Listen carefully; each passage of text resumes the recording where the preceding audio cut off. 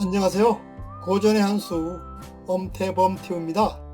오늘 고전의 한수는 나이가 들수록 부자가 되는 손금, 이런 주제를 가지고 말씀을 드려보겠습니다. 사람 사는 인생은요, 다 내 뜻대로 되지 않습니다. 운이라는 게 있어서 쉽게 풀릴 수도 있고, 운이 따라주지 않아서 될 것 같은데 잘 안 될 수도 있습니다. 그러나 내 손금을 이해한다면요, 부와 해운을 쉽게 거머쥘 수가 있습니다. 따라서 이번 시간은 돈이 들어오는 손금을 이해함으로써 부자가 되는 방법을 알아보도록 하겠습니다.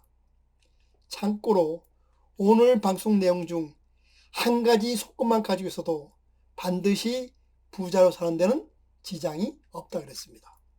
첫째, 두 번째 손가락 아래 목성구 위에 삼지참 모양의 손금이 있는 경우입니다. 두 번째 손가락 바로 아래 승운선이 두 개의 지선을 가져 삼지창 모양을 한 손금입니다. 승운선을요, 목성구 위에 난 세로선의 손금으로 운이 상승하는 그런 손금으로 봅니다. 이런 손금을 가진 사람은요, 남을 배려하는 배려심이 있어서 주변 사람들로부터 사랑을 받는 사람입니다. 우리는 이런 사람을 인덕이 있는 사람이라고 말합니다.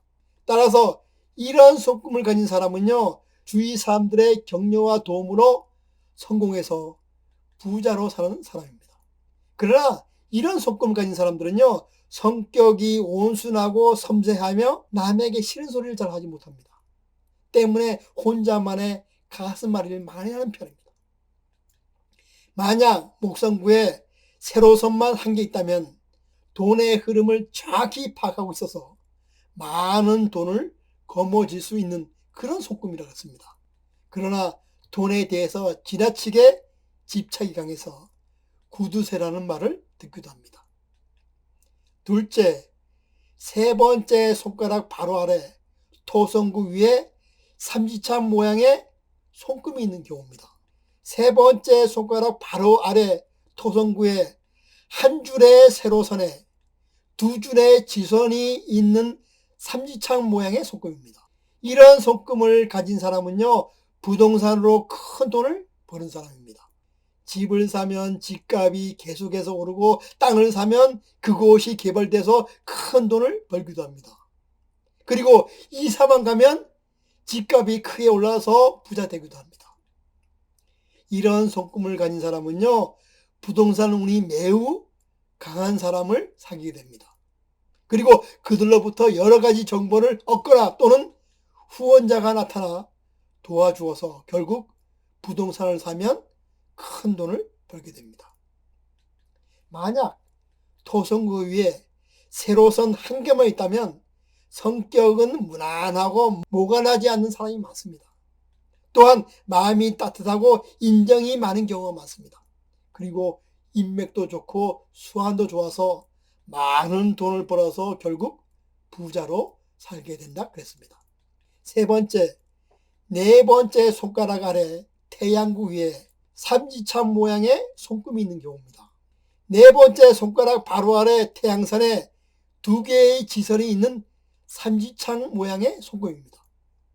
태양선은 태양구 위에 난 세로선의 손금으로 재물과 성공과 인기를 나타내는 손금입니다.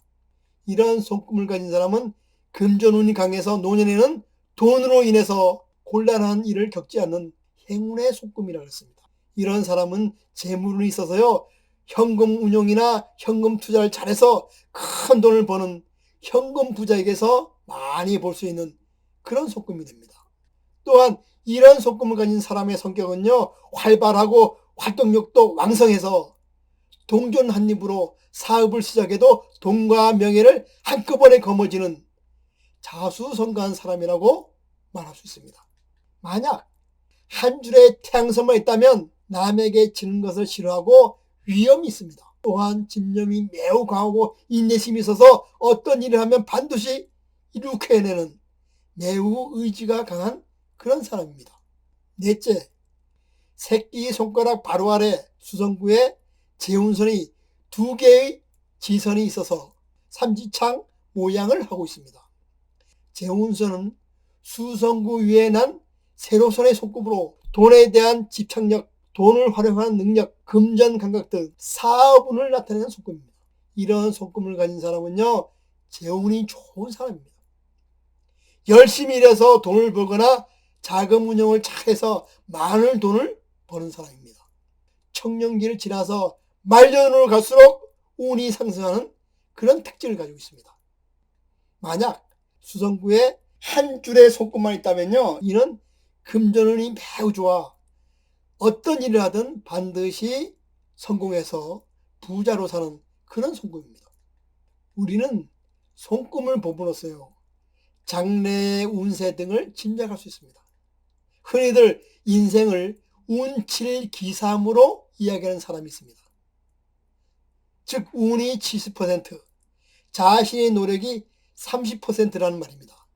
그러나 주어진 운명과 팔자를 핑계 삼고 나를 탓하며 산다면 그것처럼 비참한 삶은 없을 겁니다. 역풍이 불 때는요, 바람과 맞서 싸우기보다는 내가 돌아서면 됩니다. 바뀌지 않는 이 세상, 내 운명을 탓하지 말고 내가 먼저 바뀌면 됩니다. 그러면 역풍이 순풍으로 바뀌게 됩니다. 정말 본인의 운명을 바꾸고 싶다는 절박함이 있다면 어떤 방법을 쓰더라도 반드시 바뀝니다. 마음속에 아무리 좋은 생각이 있은들 실제 마음을 그렇게 쓰지 않는다면 무슨 소용이 있겠습니까?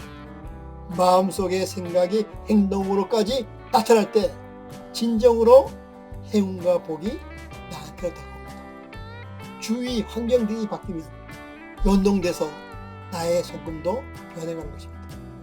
그럼 오늘 방송은 여기서 마치고 다음 시간에 다시 찾아뵙도록 하겠습니다.